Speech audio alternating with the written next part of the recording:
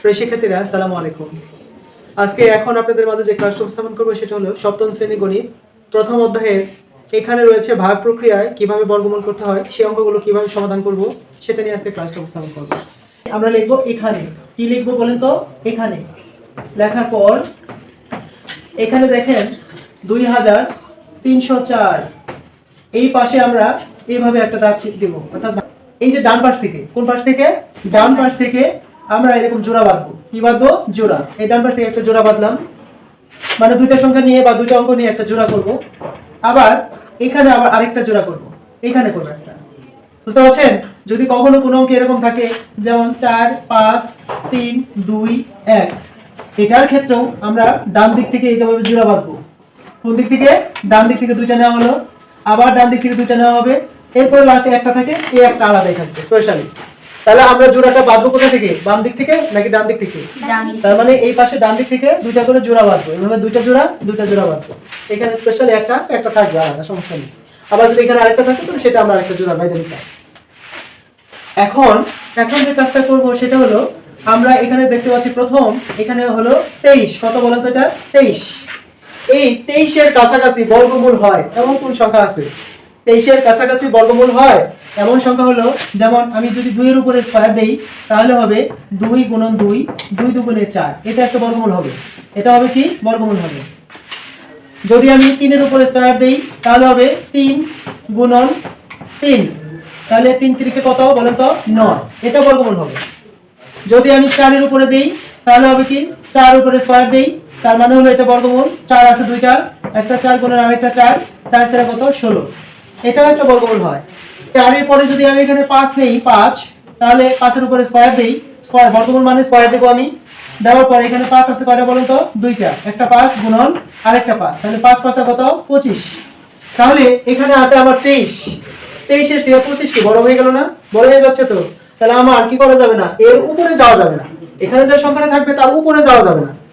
হ্যাঁ, আবার যদি এর সই হয়, মানে এর সমান হয় তাহলে হবে, কিংবা এর চেয়ে যদি একটু ছোট হয় তাও হবে, তবে এর চেয়ে বেশি যাওয়া যাবে না।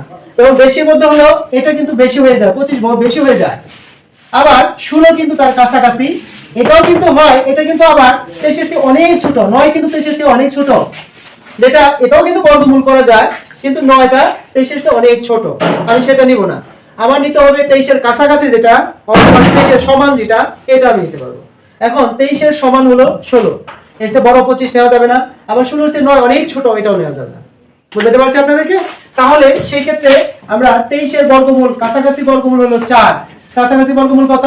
4, 4 এর উপরে স্কয়ার দিলে 4 সেরা কত হয় বলেন তো? 16। এই যে আমরা 4 বসালাম, 4 এর উপরে কি দিছি? আমরা স্কয়ার দিছি, মানে 4 সেরা কত? 16। এই যে 16 কিন্তু আমি এখানে বসাইলাম। আপনারা কি এটুকু বুঝতে পেরেছেন? এই নিয়মে আপনাকে করে যেতে হবে। এরপর এখানে আপনি একটা কি দিবেন? দাগ দিবেন। আচ্ছা, আমরা এখানে একটা দাগ দিলাম, এরপর 23 থেকে 16 বিয়োগ করব। কি করব বলেন তো? বিয়োগ। এই যে এখানে দেখেন ছোট করে একটা বিয়োগ চিহ্ন দেওয়া হয়েছে, আপনারা অবশ্যই বিয়োগ চিহ্ন এখানে দিতে হবে। যদি এখানে বিয়োগ চিহ্ন না দেন তাহলে এটাও প্লাস, এটাও প্লাস, কারণ কোন সংখ্যার বাম পাশে মনে মনে একটা যোগ চিহ্ন অর্থাৎ একটা প্লাস চিহ্ন থাকে, এখানেও একটা যোগ চিহ্ন বা প্লাস চিহ্ন থাকবে। যদি এখানে প্লাস চিহ্ন মনে মনে থাকে তাহলে এটা প্লাসে প্লাসে প্লাস হয়ে যাবে, অর্থাৎ সহজাতীয়, মানে ধনাত্মক, এটাও ধনাত্মক। তাহলে ধনাত্মক থেকে কখনো ধনাত্মক বিয়োগ করা যাবে না। বিয়োগ করতে হলে অবশ্যই আপনাকে কি করতে হবে? ঋণাত্মক বানাতে হবে। যদি এখানে বিয়োগ থাকে তাহলে এখানে যোগ বানাইতে হবে, আর যদি এখানে যোগ থাকে তাহলে এখানে কি করতে হবে? বিয়োগ চিহ্ন দিয়ে তবে বিয়োগ করতে পারবেন, তাছাড়া কিন্তু বিয়োগ করতে পারবেন না। একটা কথা মনে রাখবেন, যেমন 8 থেকে যদি আপনি 4 বিয়োগ করতে চান তাহলে অবশ্যই সেখানে একটা বিয়োগ চিহ্ন দিতে হবে।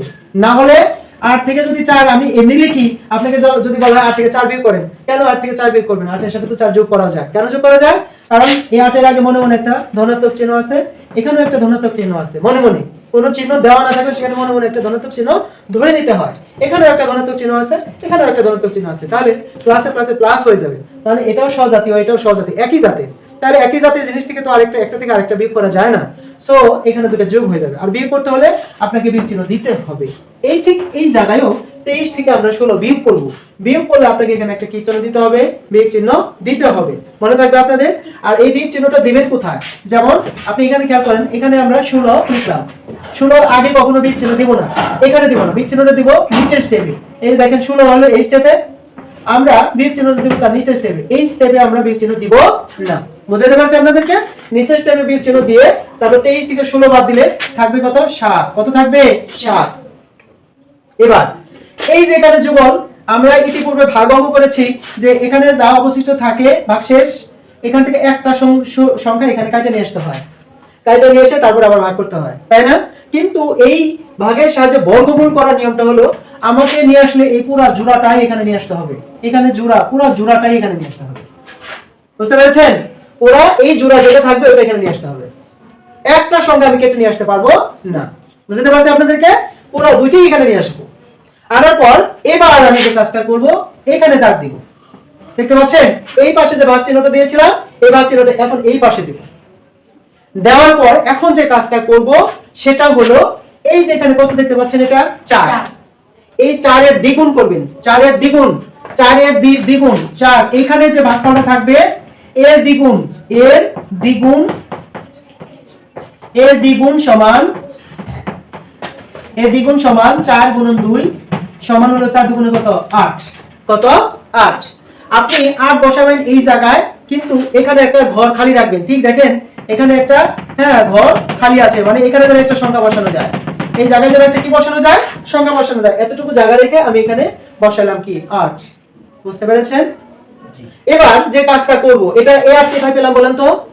এই যে ভাগফলটা আছে এর কি কয় গুণ করছি বলেন তো? দ্বিগুণ করেছি। এই যে এই 4 এর দ্বিগুণ করে এই 8 আমি এখানে বসিয়েছি, এই 8 এখানে বসছে। বুঝতে পেরেছেন সবাই?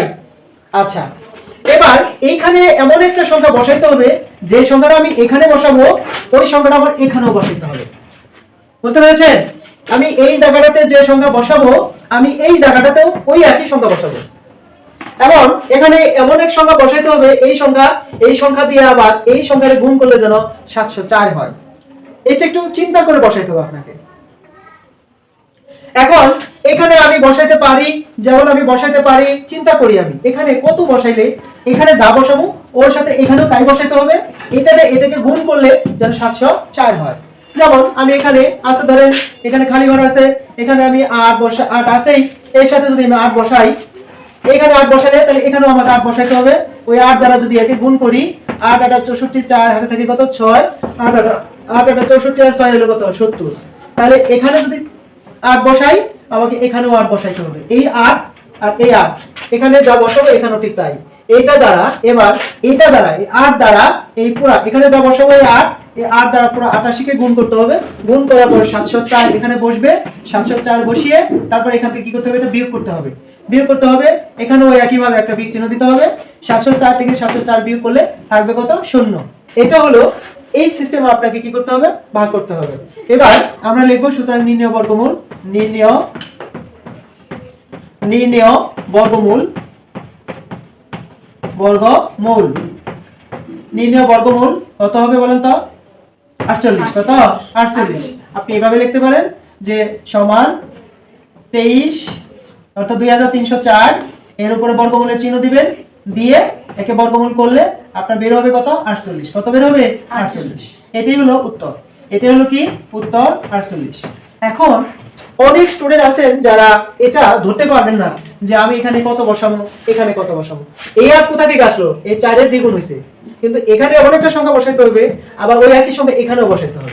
এই সংখ্যাতে এই দুটো সংখ্যার গুণ করলে যেন এখানে যে সংখ্যাটা আছে সেটা হয়ে যায়। এখন আমি এটাকে কিভাবে বসাবো আমি তো বুঝতে পারছি না।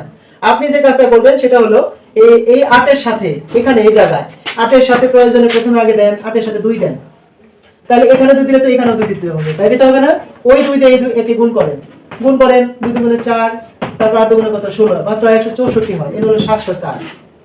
তাহলে আপনি একটু গরুর ভিতরে যান, 2 এর ডাবল হলো 4, 4 এর ডাবল হলো 4 দেয়া যতবার হবে তাহলে আপনি 5 বার, 6 বার, 7 বার দিতে পারেন। এখানে 5 6 7 যেটা দিয়া এখানে যেটা দিবেন ওখানে এটা দিবেন, দিয়ে এভাবে আপনাকে কি করতে হবে? গুণ করে করে বসাইতে হবে। বুঝতে পেরেছেন? সহজ যে একটা নিয়ম। এখন অনেকে আছে এই চালাকিটা অনেকে করে ফেলে যে 2304 কে এভাবে ক্যালকুলেটরে উঠিয়ে একটা রুট ওভার দিবে, দিয়ে চাপ দেওয়ার সাথে সাথে বের হয়ে যাবে কত? 48। কত বের হয়ে যাবে? এখন আমি ভাগ প্রক্রিয়া যখন করব, প্রথমে এখানে 4 বসাইছি, তারপরে এবার কত বসবে? 8। কেমনে পেলাম? ওই ক্যালকুলেটরে তো আমি হিসাব করে রাখছি 48। তাহলে এখানে 8 বসাবো, এখানেও 8 বসাবো, বসা এটা দ্বারা এটাকে গুণ করে ডাইরেক্টলি এখানে লিখে দিব। আপনারা কি বুঝতে পেরেছেন? আর যদি কারো হাতে ক্যালকুলেটর না থাকে তাহলে আপনাকে এইভাবে গুণ করে করে যেতে হবে। 82 কে 2 দ্বারা গুণ করলাম, আবার 82 কে এখানে দিব আমি 84 দিলাম, 84 কে 4 দ্বারা গুণ করলাম, আবার এখানে আমি কত দিলাম 85 দিলাম। এই যে 8 এর সাথে 5 দিলাম, এই 8 এর সাথে কি দিলাম 5, ওই 5 এখানেও দিলাম এখানেও দিলাম, এটাতে এটাকে গুণ করতে হবে 5। তারপর আবার 6 দিয়ে দিলাম 6 86, এখানে 6 দিলাম এখানেও 6 দিলাম, তাহলে 6 দিয়ে গুণ করলাম। তারপরে হলো 86 কে আবার এখন 86 লিখবো না, এখানে 7 দিব, 7 দিয়ে আবার 7 কে গুণ করব।